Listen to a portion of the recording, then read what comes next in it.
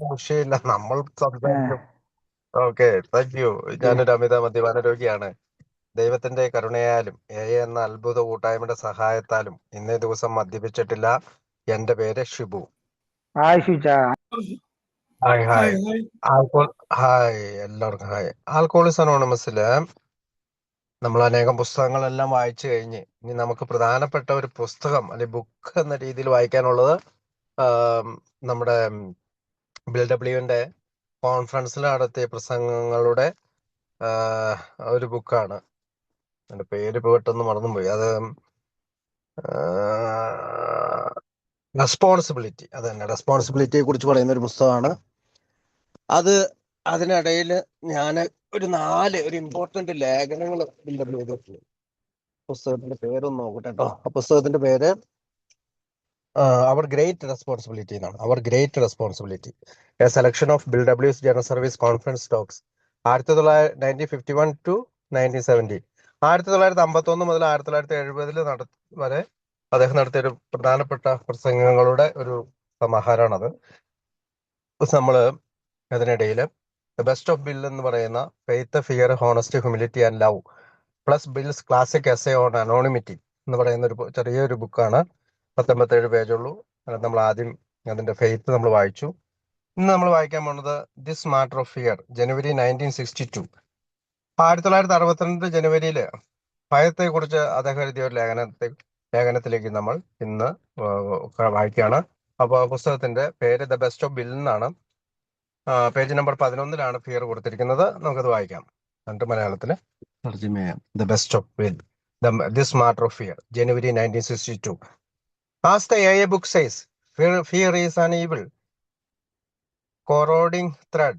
The fabric of our lives is shot through with it. Fear is surely a bar to reason and to love, and of course, it invariably powers anger, vainglory, and aggression. It underlies maudlin guilt and paralyzing depression. President Roosevelt once made the significant remark that we have nothing to fear but fear itself. ഭയത്തിന്റെ ഈ വിഷയം, this matter of fear, Bill W a ഗ്രേപ്പോയില് ജനുവരി 1962 എഴുതിയ ഈ ലേഖനം പുസ്തകം പറയുന്നത് പോലെ, അദ്ദേഹം എഴുതിയത് വായിക്കാം. പുസ്തകം പറയുന്നത് പോലെ, ഭയം ഒരു ദോഷകരവും ക്ഷയിപ്പിക്കുന്നതുമായ നൂലാണ്. നമ്മുടെ ജീവിതമാകുന്ന തുണിയിലുടനീളം അത് നെയ്ത് കിടക്കുന്നു. ഭയം തീർച്ചയായും യുക്തിക്കും സ്നേഹത്തിനും ഒരു തടസ്സമാണ്. മാത്രമല്ല അത് കോപത്തിനും ആത്മാവിന്റെ വമ്പിനും ആക്രമണ സ്വഭാവത്തിനും സ്ഥിരമായ ശക്തി നൽകുന്നു. കരുണയില്ലാത്ത കുറ്റബോധത്തിന്റെയും നമ്മെ പ്രവർത്തനരഹിതമാക്കുന്ന വിഷാദത്തിന്റെയും അടിത്തറയിലും ഭയം തന്നെയുണ്ട്. പ്രസിഡന്റ് റൂസ്വെൽറ്റ് ഒരിക്കൽ വളരെ അർത്ഥവത്തായ ഒരു വാക്ക് പറഞ്ഞു: നമുക്ക് ഭയപ്പെടാനുള്ളത് ഭയത്തെ മാത്രമാണ്, അതല്ലാതെ മറ്റൊന്നുമില്ല. This is a severe indictment, and it is possibly too sweeping for all its usual destructiveness. We have found that fear can be the starting point for better things. Fear can be a stepping stone to produce prudence and to a decent respect for others. It can point the path to justice as well as to hate, and the more we have of respect and justice, the more we shall begin to find the love which can suffer much and yet be freely given. So, fear need not always be destructive because the lessons of its consequences can lead us to positive values. ഇത് വളരെ കടുത്തൊരു വിധിന്യായമാണ്. ഒരുപക്ഷെ ഇത് കുറച്ചധികം വ്യാപകമായ പ്രസ്താവനയായിരിക്കാം. ഭയം സാധാരണയായി നാശം വിതയ്ക്കുന്നതാണെങ്കിലും മെച്ചപ്പെട്ട കാര്യങ്ങളിലേക്കുള്ള തുടക്കമായി ഭയം മാറാമെന്ന് ഞങ്ങൾ കണ്ടെത്തിയിട്ടുണ്ട്. ഭയം വിവേകത്തിലേക്കും മറ്റുള്ളവരോടുള്ള ഉചിതമായ ബഹുമാനത്തിലേക്കുമുള്ള ഒരു പടിക്കല്ലാകും ഭയം. അത് വെറുപ്പിലേക്ക് എന്ന പോലെ തന്നെ നീതിയിലേക്കുള്ള ഒരു വഴിയും നമുക്ക് കാണിച്ചു തരാം.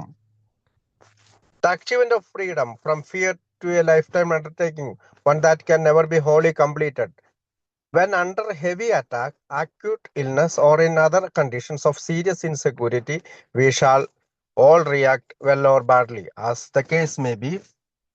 Only the vainglorious claim perfect freedom from fear, though their very grandiosity is really rooted in the fears they have temporarily forgotten. അതുകൊണ്ട് ഭയം എല്ലായ്പ്പോഴും നാശകരമായിരിക്കണമെന്നില്ല. കാരണം അതിന്റെ ഫലങ്ങളിൽ നിന്നുള്ള പാഠങ്ങൾ നമ്മെ നല്ലതും സൃഷ്ടിപരമായ മൂല്യങ്ങളിലേക്കും നയിക്കാം. ഭയത്തിൽ നിന്നുള്ള സ്വാതന്ത്ര്യം നേടുക എന്നത് ഒരു ജീവിതകാലം മുഴുവൻ നീളുന്ന പരിശ്രമമാണ്. അതൊരിക്കലും പൂർണ്ണമായി പൂർത്തീകരിക്കാൻ കഴിയില്ല.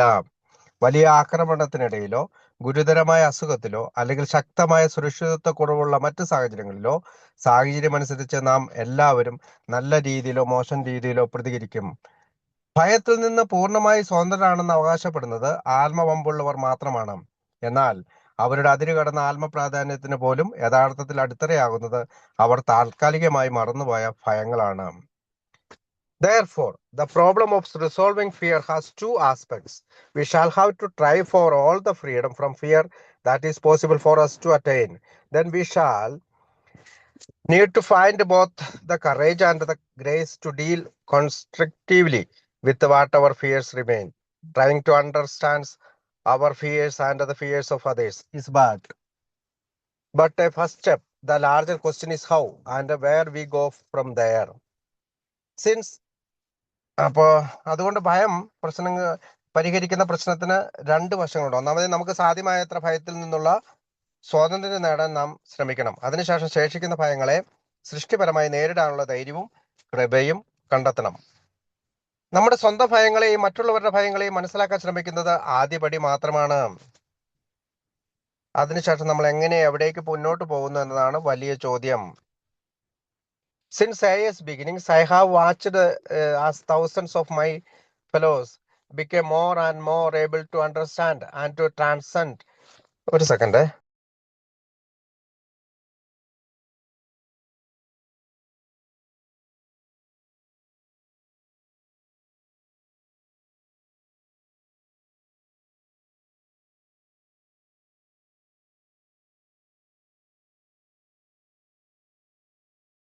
സോറി കേട്ടോ, ഒരു കോള് വൈഫ് അർജന്റ് ആയിട്ട് അന്നേരം അതെല്ലാം പോയി. ഓക്കെ, ഒരു മിനിറ്റ് ഞാനൊന്ന് എടുക്കട്ടെ. ഭയത്തിന്റെ വിഷയം ഇപ്പോ നമ്മൾ എവിടെ വരെ എത്തി? ഭയത്തിന്റെ വിഷയത്തിലല്ലേ? ഓക്കെ, ഒന്നാമത് നമുക്ക് സ്വാതന്ത്ര്യം അതിനുശേഷം ശിക്ഷിക്കുന്ന അപ്പോ സിൻസ് AIS ബിഗിനിങ്സ്, അപ്പൊ നമ്മൾ അത് പറഞ്ഞു. അതായത് ഒന്നാമതായി നമുക്ക് സാധ്യമായത്ര ഭയത്തിൽ നിന്നുള്ള സ്വാതന്ത്ര്യം നേടാൻ നമ്മൾ ശ്രമിക്കണം. അതിനുശേഷം ശേഷിക്കുന്ന ഭയങ്ങളെ സൃഷ്ടിപരമായി നേരിടാനുള്ള ധൈര്യവും കൃപയും കണ്ടെത്തണം. നമ്മുടെ സ്വന്തം ഭയങ്ങളെയും മറ്റുള്ളവരുടെ ഭയങ്ങളെയും മനസ്സിലാക്കാൻ ശ്രമിക്കുന്നത് ആദ്യപടി മാത്രമാണ്. അതിനുശേഷം നമ്മൾ എങ്ങനെ എവിടേക്ക് മുന്നോട്ട് പോകുന്നു എന്നതാണ് വലിയ ചോദ്യം. Since AIS beginnings, I have watched as thousands of my fellows became more and more able to understand and to transcend their fears. This example have been of unfailing help and inspiration. Perhaps then some of my own experience with the fear and the shedding of it or to an encouraging degree may be appropriate.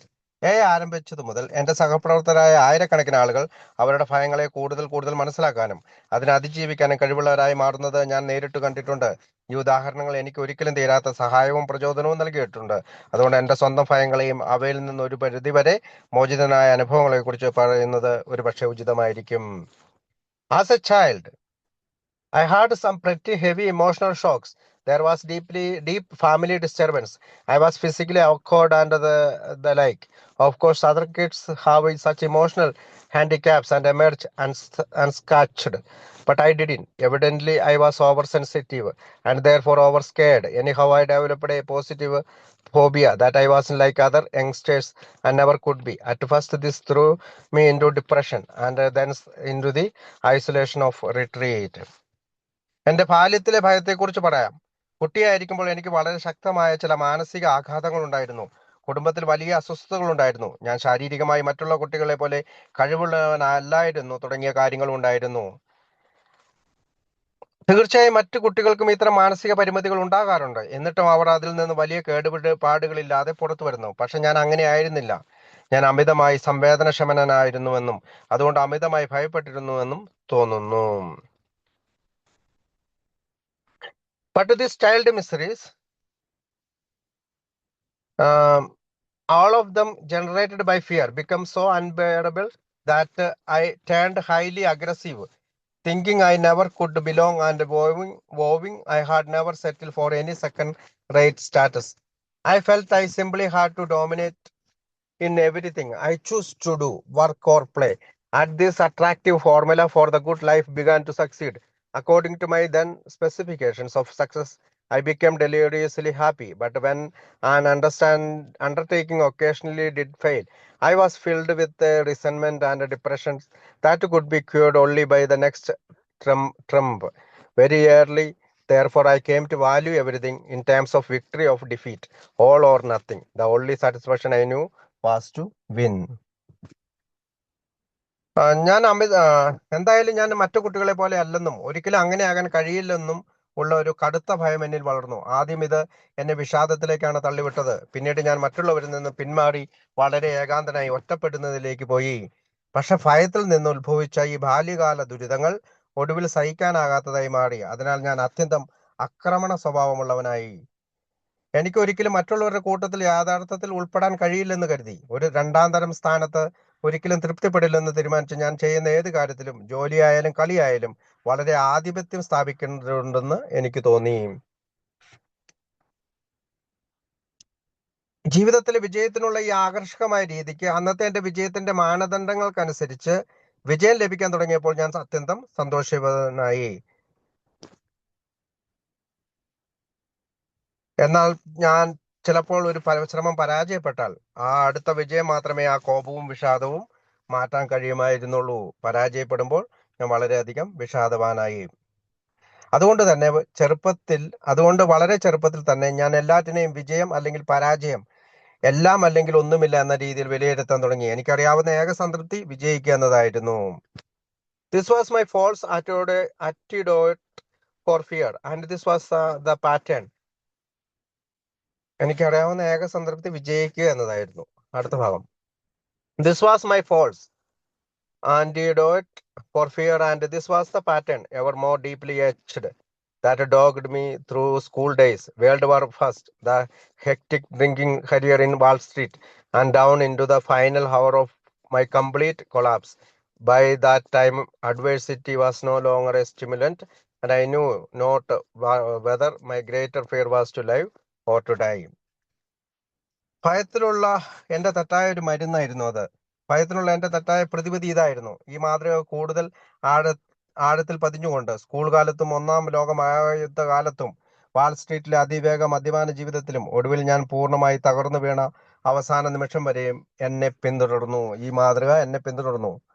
അതായത് എന്തിലും വിജയിക്കുക അല്ലെങ്കിൽ ഒന്നുമില്ല, വിജയം, എല്ലാറ്റിനെയും വിജയം അല്ലെങ്കിൽ പരാജയം, എല്ലാം അല്ലെങ്കിൽ ഒന്നുമില്ല എന്നുള്ള രീതി, അത് എന്നെ അവസാനം വരെ പിന്തുടർന്നു. അപ്പോഴേക്കും പ്രതികൂല സാഹചര്യങ്ങൾ എന്നെ ഉത്തേജിപ്പിക്കുന്നതല്ലാതായി. ജീവിക്കണമെന്നതാണോ മരിക്കണമെന്നതാണോ എനിക്ക് കൂടുതൽ ഭയമെന്ന് പോലും എനിക്ക് തിരിച്ചറിയാതെയായി. While my basic fear pattern is very common one, there are of course many others. Indeed, fear manifestations and the problem that trail in their wake are so numerous and complex that is in the brief article it is not possible to detail even a few of them.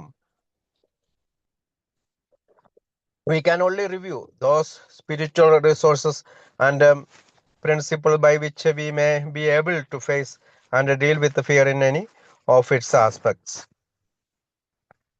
ഭയത്തിന്റെ എന്റെ അടിസ്ഥാന മാതൃക വളരെ സാധാരണമായ ഒന്നാണെങ്കിലും തീർച്ചയായും മറ്റു പല മാതൃകകളുമുണ്ട്.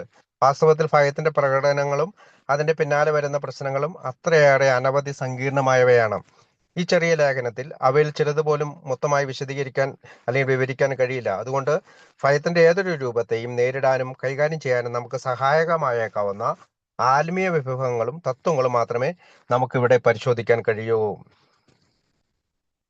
In my own case, the foundation or stone of freedom from fear is that of faith, a faith that, despite all worldly appearances to the contrary, causes me to believe that I live in a universe that makes sense to me. This means I believe in a creator who is all power, justice, and love, a God who intends for me a purpose, a meaning, and a destiny to grow, however little and halting, toward his own likeness and image. Before the coming of faith, I had lived as an alien in a cosmos that too often seemed both hostile and cruel. In it there could be no inner security for me. അപ്പൊ ഭയത്തിൽ നിന്നുള്ള സ്വാതന്ത്ര്യത്തിന്റെ അടിത്തറ വിശ്വാസമാണ്. എന്റെ കാര്യത്തിൽ ഭയത്തിൽ നിന്നുള്ള സ്വാതന്ത്ര്യത്തിന്റെ അടിസ്ഥാനമായിട്ടുള്ള കല്ല് വിശ്വാസമാണ്. ലോകത്തിലെ എല്ലാ കാഴ്ചകളും അതിന് വിരുദ്ധമായി തോന്നിയാലും ഞാൻ അർത്ഥമുള്ള ഒരു പ്രപഞ്ചത്തിലാണ് ജീവിക്കുന്നതെന്ന് വിശ്വസിക്കാൻ എന്നെ പ്രേരിപ്പിക്കുന്ന ഒരു വിശ്വാസമാണ് വേണ്ടത്. ലോകത്തിലെ എല്ലാ കാഴ്ചകളും എനിക്ക് വിരുദ്ധമായി തോന്നിയാലും ഞാൻ അർത്ഥമുള്ള ഒരു പ്രപഞ്ചത്തിലാണ് ജീവിക്കുന്നത് വിശ്വസിക്കാൻ തന്നെ പ്രേരിപ്പിക്കുന്ന ഒരു വിശ്വാസം വേണം. എന്നെ സംബന്ധിച്ചിടത്തോളം അതിന്റെ അർത്ഥം സർവശക്തിയും നീതിയും സ്നേഹവും ഉള്ള ഒരു സൃഷ്ടാവിലേക്കുള്ള വിശ്വാസമാണ്. എനിക്കൊരു ലക്ഷ്യവും അർത്ഥവും ഒരു വിധിയുമുണ്ട്. എത്ര ചെറുതായാലും എത്ര മന്ദഗതിയിലുമായാലും അവന്റെ സ്വഭാവത്തോടെയും രൂപത്തോടും കൂടുതൽ സാമ്യമുള്ളവനായി വളരുക എന്നതാണ് ആ ലക്ഷ്യം എന്ന് ഞാൻ വിശ്വസിക്കുന്ന ദൈവത്തിന് വേണ്ടി ജീവിക്കുക എന്നാണ് അതിന്റെ ലക്ഷ്യം. വിശ്വാസം വരുന്നതിന് മുമ്പ് ഞാൻ പലപ്പോഴും ശത്രുതാപരമായിട്ടും ക്രൂരവും എന്ന് തോന്നുന്ന ആ ഒരു പ്രപഞ്ചത്തിൽ ഒരു അപരിചിതനെ പോലെ ജീവിച്ചിരുന്നു. അത്തരമൊരു ലോകത്ത് എനിക്ക് ആന്തരിക സുരക്ഷിതത്വം ഉണ്ടാക്കാൻ കഴിയില്ലായിരുന്നു. ഒരു അപരിചിതനെ പോലെയാണ് വിശ്വാസം വരുന്നതിന് മുമ്പ് ശത്രുതാപരമായിട്ടുള്ള മനോഭാവവും ക്രൂരമായിട്ടുള്ള മനോഭാവമായിരുന്നു എനിക്കുണ്ടായിരുന്നത്. അടുത്ത ഭാഗം. Dr. Carl Jung, one of the three founders of modern depth psychology, had a profound convictions upon this great dilemma of the world today. In paraphrase, this is what he had to say about it. Any person who has reached 40 years of age and who still have no means of comprehending who he is, where he is, or where he is next going, cannot avoid becoming a neurotic to some degree or other. This is a true whether his youthful drives for sex, material security, and a place in society have been satisfied or not satisfied. When the benign doctor said becoming neurotic, he might just as well have said becoming fear-ridden. ഒരു കാൾജങ് പറയുന്ന ഒരു പ്രധാനപ്പെട്ട ഭാഗമാണ് അദ്ദേഹം പറയുന്നത്. Doctor കാൾജങ് പറയുകയാണ്, ആധുനിക ആഴത്തിലുള്ള മനഃശാസ്ത്രത്തിന്റെ 3 സ്ഥാപകരിൽ ഒരാളായ ഡോക്ടർ കാൾജങ് ഇന്നത്തെ ലോകത്തിന്റെ ഒരു വലിയ പ്രശ്നത്തെക്കുറിച്ച് വളരെ ആഴത്തിലുള്ള ഒരു വിശ്വാസം പുലർത്തിയിരുന്നു. അദ്ദേഹം പറഞ്ഞതിന്റെ അർത്ഥം ചുരുക്കി പറഞ്ഞാൽ ഇതാണ്: ഒരു 40 വയസ്സ് പിന്നിട്ടിട്ടും ഒരാൾ താൻ ആരാണെന്നും എവിടെയാണെന്നും അടുത്തതായി എവിടേക്കാണ് പോകുന്നതെന്നും മനസ്സിലാക്കാൻ ഒരു മാർഗവും കണ്ടെത്താത്ത ഒരാൾക്ക് എന്തെങ്കിലും അളവിൽ ന്യൂറോട്ടിക് ആകുന്നത് ഒഴിവാക്കാനാവില്ല, അല്ലെങ്കിൽ അവനൊരു മാനസിക പ്രശ്നം ഉണ്ടാകുന്നതിന് ഒഴിവാക്കാനാവില്ല എന്നാണ് അദ്ദേഹം പറയുന്നത്. യൗവനകാലത്തെ ലൈംഗികപരമായ ആഗ്രഹങ്ങൾ, ഭൗതിക സുരക്ഷിതത്വം, സമൂഹത്തിൽ ഒരു സ്ഥാനം എന്നിവ ലഭിച്ചാലും ലഭിക്കാതിരുന്നാലും ഇത് വളരെ ശരിയാണ്. നല്ല ഡോക്ടർ ന്യൂറോട്ടിക് ആകുന്നു എന്ന് പറഞ്ഞപ്പോൾ അതിന് പകരം ഭയത്താൽ നിറഞ്ഞവനാകുന്നു എന്ന് പറഞ്ഞാലും അതേ അർത്ഥമായിരുന്നേനെ. ഭയമുള്ളവനാണെന്ന് പറഞ്ഞാലും അതേ അർത്ഥമായവന്. അടുത്ത ഭാഗം. This is exactly why we of AA place such emphasis on the need for faith in a higher power, define that was we may. We have to find a life in the world of grace and spirit, and this is certainly a new dimension for most of us. Surprisingly, our quest for this realm of being is not too difficult. Our conscious entry into it usually begins as soon as we have deeply confessed our personal powerlessness to go on alone and have made our appeal to whatever God we think there is, or maybe the gift of faith and the consciousness of a higher power is the outcome.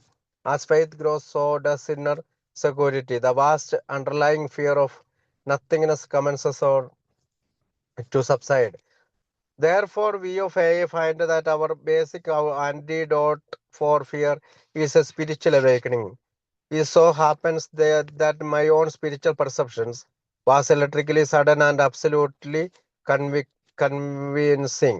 At once, I became a part of only a tiny part of a cosmos that was ruled by justice and love in the person of God. No matter what had been the consequences of my own willfulness and ignorance, or those of my fellow travelers on earth, this was still the truth. Such was the new and positive assurance, and this has never left me. I was given to know, at least for the time being, what the absence of fear could be like. Of course, My own gift of faith is not essentially different from those spiritual awakening, since received by countless years, it was only more sudden. But even this new frame of reference, particularly important though it was, only marked my entrance into that long path which leads away from fear and towards love. The only and deeply carved etchings of anxiety were not instantly and permanently rubbed out. Of course, they reappeared, and sometimes alarmingly. Higher പവറിലുള്ള വിശ്വാസം അല്ലെങ്കിൽ ഉന്നത ശക്തിയിലുള്ള വിശ്വാസം, ഇതാണ് എയിലെ നാം higher power ലുള്ള വിശ്വാസത്തിന്റെ ആവശ്യകതയ്ക്ക് എത്രയധികം പ്രാധാന്യം നൽകുന്നതിന്റെ ഒരു കാരണം. ഇതുകൊണ്ടാണ് നാം ഹയർ പവറിൽ ഉന്നത ശക്തിയിലുള്ള ഒരു വിശ്വാസത്തിന്റെ ആവശ്യകതയ്ക്ക് ഇത്രയധികം പ്രാധാന്യം നൽകുന്നതിന്റെ ഒരു കാരണം. ആ ഹയർ പവറിനെ നാം എങ്ങനെ നിർവഹിച്ചാലും പ്രശ്നമില്ല. നമുക്ക് കൃപയുടെയും ആത്മാവിന്റെയും ലോകത്തിലൊരു ജീവിതം കണ്ടെത്തേണ്ടതുണ്ട്. നമ്മിൽ ഭൂരിഭാഗം ആളുകൾക്ക് ഇത് തീർച്ചയായും ഒരു പുതിയ അളവാണ്.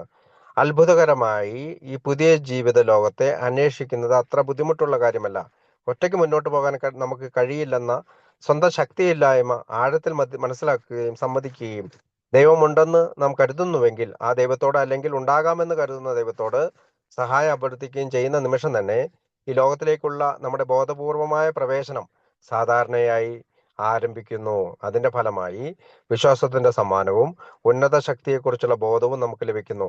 വിശ്വാസം വളരുന്നതിനനുസരിച്ച് ആന്തരിക സുരക്ഷിതത്വം വളരുന്നു. ഒന്നുമില്ലായ്മയുടെ ആഴത്തിലുള്ള ഭയം പതുക്കെ കുറഞ്ഞു തുടങ്ങുന്നു.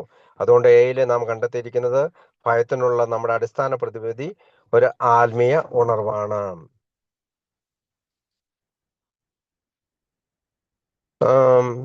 Being the recipient of such a spectacular spiritual experience, it was not surprising that the first phase of my AA life was characterized by a great deal of pride and power driving, the craving for influence and approval, the desire to be the leader was still very much with me. Better still, this behavior could now be justified, all in the name of good works. എൻ്റെ ആത്മീയ അനുഭവം, എൻ്റെ സ്വന്തം ആത്മീയ ബോധോദയം വളരെ പെട്ടെന്നതും അത്യന്തം ശക്തമായ ഉറപ്പോടെയും സംഭവിച്ചതാണ്. പെട്ടെന്ന് തന്നെ ദൈവത്തിന്റെ വ്യക്തിത്വത്തിൽ നീതിയും സ്നേഹവും നിലനിൽക്കുന്ന ഒരു പ്രപഞ്ചത്തിന്റെ ഭാഗമായി തീർന്നതായി അത് വളരെ ഒരു ചെറിയ ഭാഗമായിരുന്നാലും ഞാൻ സ്വയം അനുഭവിച്ചു. എൻ്റെ സ്വന്തം സ്വമേധയാ പ്രവർത്തനങ്ങളുടെയും അജ്ഞാതയുടെയും ഫലങ്ങൾ എന്തായിരുന്നാലും, ഭൂമിയിലെ എൻ്റെ സഹയാത്രികരുടെ പ്രവർത്തനങ്ങളുടെ ഫലങ്ങൾ എന്തായിരുന്നാലും ഇതായിരുന്നു സത്യം. ഇതായിരുന്നു എനിക്ക് ലഭിച്ച പുതിയതും പോസിറ്റീവുമായ ഒരു ഉറപ്പ്. അത് പിന്നീട് ഒരിക്കലും എന്നെ വിട്ടുപോയിട്ടില്ല. കുറഞ്ഞത് ആ സമയത്തെങ്കിലും ഭയമില്ലായ്മ എങ്ങനെയായിരിക്കുമെന്ന് അറിയാനുള്ള ഒരു അനുഭവം എനിക്ക് ലഭിച്ചു. തീർച്ചയായും എൻ്റെ വിശ്വാസത്തിന്റെ സമ്മാനം എനിക്ക് അനേകം അംഗങ്ങൾക്ക് ലഭിച്ച ആത്മീയ ഉണർവുകളിൽ നിന്ന് അടിസ്ഥാനപരമായി വ്യത്യസ്തമായിരുന്നില്ല.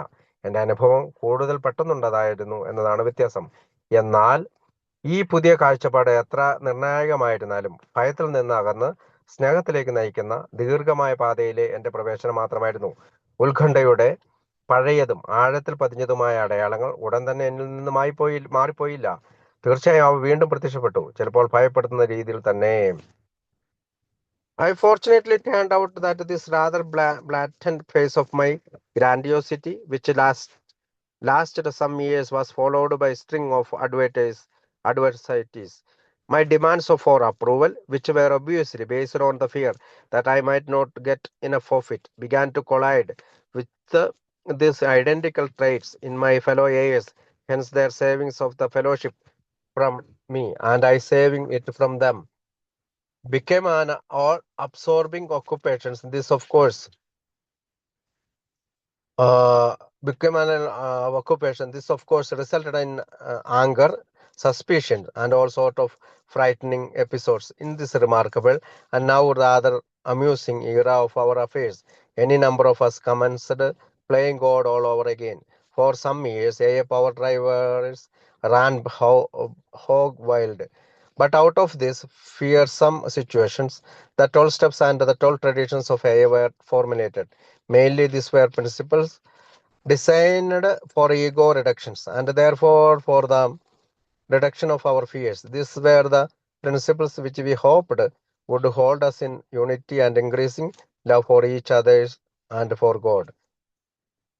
അപ്പോൾ ആത്മീയ അനുഭവത്തിന് ശേഷമുള്ള ഒരു അഹങ്കാരം, എത്രയും അത്ഭുതകരമായ ഒരു ആത്മീയ അനുഭവം ലഭിച്ച വ്യക്തിയായതിനാൽ എൻ്റെ AI ജീവിതത്തിന്റെ ആദ്യഘട്ടത്തിൽ വളരെയധികം അഹങ്കാരവും അധികാരം നേടാനുള്ള ആഗ്രഹവും ഉണ്ടായിരുന്നത് അതിശയകരമല്ല. സ്വാധീനം നേടാനുള്ള ആഗ്രഹവും അംഗീകാരം ലഭിക്കണമെന്ന ആഗ്രഹവും നേതാവാകാനുള്ള ആഗ്രഹവും എന്നിൽ എപ്പോഴും വളരെ ശക്തമായിരുന്നു. അതിലും നല്ല കാര്യം, ഈ പെരുമാറ്റത്തെ ഇപ്പോൾ നല്ല പ്രവൃത്തികളുടെ പേരിൽ ന്യായീകരിക്കാനും എനിക്ക് കഴിഞ്ഞു. ഭാഗ്യവശാൽ എൻ്റെ ഈ വ്യക്തമായ ഗ്രാൻഡിയോസിറ്റിയുടെ ഘട്ടം കുറെ വർഷങ്ങൾ നീണ്ടു നിന്നത് തുടർന്ന് പല പ്രതികൂല സാഹചര്യങ്ങളും മുന്നിൽ വന്നു. അംഗീകാരം ലഭിക്കണമെന്ന എൻ്റെ ആവശ്യങ്ങൾ വ്യക്തമായും എനിക്ക് മതിയായ അംഗീകാരം ലഭിക്കില്ലെന്ന ഭയത്തിൽ ഉണ്ടായവയായിരുന്നു. അവ എൻ്റെ സഹ AI അംഗങ്ങളിലെ അതേ സ്വഭാവങ്ങളുമായി കൂട്ടിയിടിക്കാൻ തുടങ്ങി. അതുകൊണ്ട് അവരിൽ നിന്ന് ഫെലോഷിപ്പിനെ ഞാൻ രക്ഷിക്കുന്നതും എന്നിൽ നിന്ന് അവർ ഫെലോഷിപ്പിനെ രക്ഷിക്കുന്നതും ഞങ്ങളുടെ മുഴുവൻ ശ്രദ്ധയും പിടിച്ചുപറ്റിയ ഒരു പ്രവർത്തനമായി മാറി.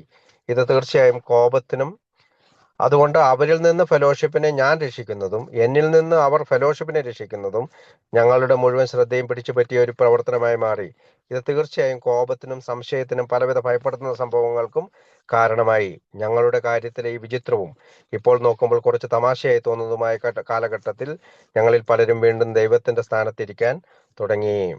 കുറെ വർഷങ്ങളോളം എയിലെ പവർ ഡ്രൈവേഴ്സ് നിയന്ത്രണമില്ലാതെ അഴിഞ്ഞാടി. എന്നാൽ ഈ ഭയാനകമായ സാഹചര്യത്തിൽ നിന്നാണ് എയുടെ 12 സ്റ്റെപ്സും 12 ട്രഡീഷനും രൂപപ്പെട്ടത്. 12 പടികളും 12 പാരമ്പര്യങ്ങളും രൂപപ്പെട്ടത്. പ്രധാനമായും ഇവ അഹങ്കാരം കുറയ്ക്കുന്നതിനും അതുവഴി നമ്മുടെ ഭയങ്ങൾ കുറയ്ക്കുന്നതിനുമുള്ള രൂപപ്പെടുത്തിയ തത്വങ്ങളായിരുന്നു. പരസ്പര ഐക്യത്തിലും പരസ്പരത്തിനും ദൈവത്തിനുമുള്ള വർദ്ധിച്ചു വരുന്ന സ്നേഹത്തിലും നമ്മെ നിലനിർത്തുമെന്ന് ഞങ്ങൾ പ്രതീക്ഷിച്ച തത്വങ്ങളായിരുന്നു അവ. Gradually we began to be able to accept the other fellow's sins as well as his virtues. It was in this period that we coined the potent and meaningful expressions, "Let us always love the best in others and never fear their worst." After some 10 years of trying to work this brand of love and the ego-reducing properties of the AI steps and traditions into the life of our society, the awful fears for the survival of AI simply vanished. The practice of AI's 12 steps and 12 traditions in our personal lives also brought incredible release from fear of every description. Despite the wide prevalence of formidable personal problems, when fear did persist, we knew it for what it was, and under God's grace, we became able to handle it. We began to see each adversity as a God-given opportunity to develop the kind of courage which is born of humility rather than of bravado.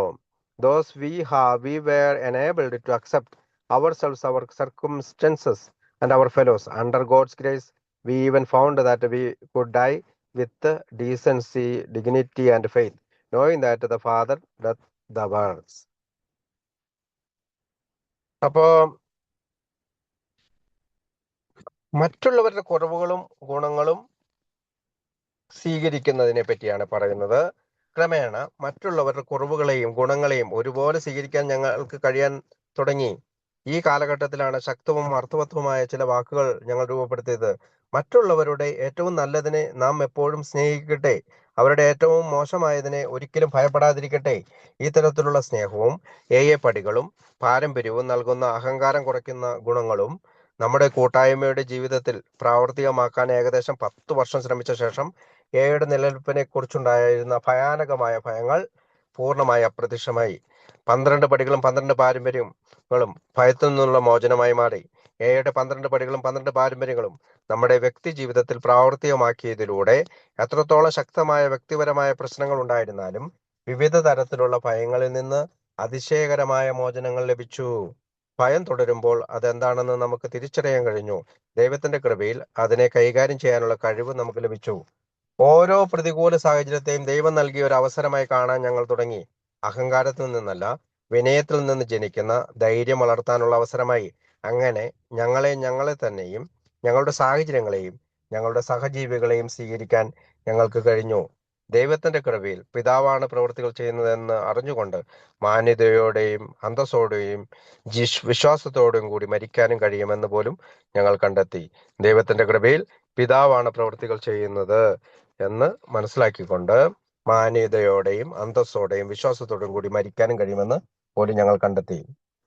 We of AI now found ourselves living in a world characterized by destructive fears as never before in history, but in it we nevertheless see great areas of faith and tremendous aspirations toward justice and brotherhood. Yet no prophet can presume to say whether the world outcome will be blazing destructions or the beginning under God's intention of the brightest era yet known to mankind. I am sure we as well comprehend this scene in microcosm. We have experienced this identical state of terrifying uncertainty, each in his own life. In no sense, pridefully, we as can say that we do not fear the world outcome, whichever course it may take. This is because we have been enabled to deeply feel and say, we shall fear no evil. Thy will, not ours, be done. ഇന്നത്തെ ലോകവും അതിനെക്കുറിച്ച് അതിലെ ഭയങ്ങളും ചരിത്രത്തിൽ ഇതുവരെ ഉണ്ടായിട്ടില്ലാത്തത്ര നാശകരമായ ഭയങ്ങൾ നിറഞ്ഞ ഒരു ലോകത്തിലാണ് ഇന്ന് എയിലെ നാം ജീവിച്ചു പോകുന്നത്. എങ്കിലും അതിനിടയിലും വലിയ വിശ്വാസത്തിന്റെ മേഖലകളും നീതിക്കും സാഹോദര്യത്തിനുമായുള്ള അതിശക്തമായ ആഗ്രഹങ്ങളും നാം കാണുന്നു. എന്നാൽ ലോകത്തിന്റെ അവസാനം എന്തായിരിക്കുമെന്നൊരു പ്രവാചകനും ഉറപ്പോടെ പറയാനാവില്ല. അത് കത്തുന്ന നാശമായിരിക്കുമോ അതോ ദൈവത്തിന്റെ ഉദ്ദേശപ്രകാരം മനുഷ്യർ ഇതുവരെ അറിഞ്ഞതിൽ ഏറ്റവും പ്രകാശമാനമായ ഒരു കാലഘട്ടത്തിന്റെ തുടക്കമായിരിക്കുമോ? എന്നാൽ ഈ രംഗം എയിലെ നമുക്ക് നന്നായി മനസ്സിലാക്കാൻ കഴിയുമെന്ന് എനിക്ക് ഉറപ്പുണ്ട്. ചെറിയൊരു രൂപത്തിൽ ഓരോരുത്തരോടെയും സ്വന്തം ജീവിതത്തിൽ ഇതേ ഭയപ്പെടുത്തുന്ന അനിശ്ചിതത്വത്തിന്റെ അവസ്ഥ നാം അനുഭവിച്ചിട്ടുണ്ട്. യാതൊരു അഹങ്കാരവുമില്ലാതെ എയിലെ നമുക്ക് പറയാൻ കഴിയും, ലോകം ഏത് വഴിയിലേക്ക് പോയാലും അതിന്റെ അന്തിമ ഫലത്തെ നാം ഭയപ്പെടുന്നില്ല. കാരണം നമുക്ക് ആഴത്തിൽ അനുഭവിക്കാനും പറയാനും കഴിഞ്ഞിരിക്കുന്നു. ഞങ്ങൾ യാതൊരു തിന്മയെയും ഭയപ്പെടുകയില്ല. ഞങ്ങളുടെ ഇഷ്ടമല്ല, നിന്റെ ഇഷ്ടം നടപ്പാകട്ടെ. Often told, the following story can nevertheless bear repeating. On the day that the staggering calamity of Pearl Harbor fell upon our country, a friend of AA and one of the greatest spiritual figures that we may ever know was walking along the street in St. Louis. This was, of course, our well-loved Father Edward Dowling of the Jesuit order. Though not an alcoholic, he had been one of the founders and a prime inspiration of the struggling AA group in his city, because large numbers of his usually sober friends had already taken to their bottles that they might blot out the implications of the Pearl Harbor disaster. Father Ed was understandably anguished by the probability that his cherished AA group would scarcely settle for less. To Father Ed's mind, this would be a first-class calamity all of itself. അപ്പൊ pearl ഹാർബറിന്റെ കഥയാണ്. ഈ കഥ പലപ്പോഴും പറഞ്ഞിട്ടുള്ളതാണെങ്കിലും വീണ്ടും പറയുന്നത് പ്രയോജനകരമാണ്. Pearl ഹാർബറിന്റെ ഭയാനകമായ ദുരന്തം നമ്മുടെ രാജ്യത്തെ ബാധിച്ച ദിവസം ഏയുടെ ഒരു സുഹൃത്തും നമുക്ക് ഒരിക്കലും അറിയാൻ കഴിയുന്ന ഏറ്റവും മഹത്തായ ആത്മീയ വ്യക്തികളിൽ ഒരാൾ സെന്റ് ലൂയിസ് നഗരത്തിലെ ഒരു തെരുവിലൂടെ നടക്കുകയായിരുന്നു. അദ്ദേഹം തീർച്ചയായും നമുക്ക് ഏറെ പ്രിയപ്പെട്ട ജെസ്യൂട്ട് ഓർഡറിലെ ഫാദർ എഡ്വേർഡ് ഡൗളിംഗ് ആയിരുന്നു. അദ്ദേഹം ഒരു മദ്യാസക്തനായിരുന്നില്ല. എങ്കിലും തന്റെ നഗരത്തിൽ പോരാടിക്കൊണ്ടിരിക്കുന്ന AA ഗ്രൂപ്പിന്റെ സ്ഥാപകരിൽ ഒരാളും അതിന്റെ പ്രധാന പ്രചോദനവുമായിരുന്നു അദ്ദേഹം. ആ ഗ്രൂപ്പിന്റെ വളർച്ചയിൽ അദ്ദേഹം വലിയ പങ്ക് വഹിച്ചിട്ടുണ്ട്. സാധാരണയായി മദ്യപിക്കാത്ത അദ്ദേഹത്തിന്റെ സുഹൃത്തുക്കളിൽ വലിയൊരു വിഭാഗം ഇതിനകം തന്നെ പേൾ ഹാർബർ ദുരന്തത്തിന്റെ അർത്ഥവും പ്രത്യാഘാതങ്ങളും മറക്കുന്നതിനായി വീണ്ടും മദ്യക്കുപ്പുകളിലേക്ക് തിരിഞ്ഞിരുന്നു. അതുകൊണ്ട് തന്റെ പ്രിയപ്പെട്ട AA ഗ്രൂപ്പും അതിൽ നിന്ന് വ്യത്യസ്തമായി ഒന്നും ചെയ്യില്ലെന്ന സാധ്യത ഫാദർ എഡിനെ സ്വാഭാവികമായും വളരെയധികം വേദനിപ്പിച്ചു. അദ്ദേഹത്തിന്റെ കാഴ്ചപ്പാടിൽ അത് തന്നെ ഒരു വലിയ ദുരന്തമായിരുന്നു. അപ്പോൾ ഒരു AA അംഗം അദ്ദേഹത്തിന്റെ അടുത്തേക്ക് എത്തി. ആ വ്യക്തിക്ക് ഒരു വർഷത്തിൽ താഴെ മാത്രമായിരുന്നു മദ്യപമുക്തി ഉണ്ടായിരുന്നത്.